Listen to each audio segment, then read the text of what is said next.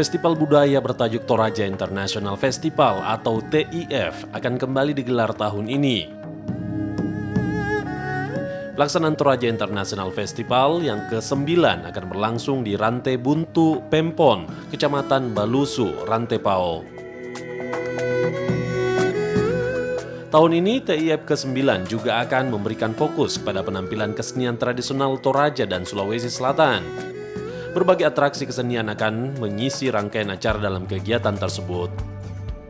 Semua bentuk kesenian yang akan tampil menunjukkan tuanya peradaban masyarakat di bumi Nusantara.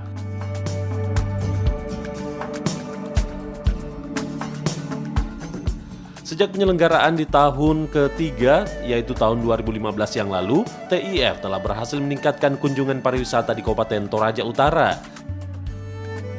Toraja International Festival atau TIF akan digelar pada tanggal 4 September 2021 di Rantai Buntu Penpom, Toraja Utara, dan akan ditayangkan 12 September melalui channel YouTube Lokas Suara Project.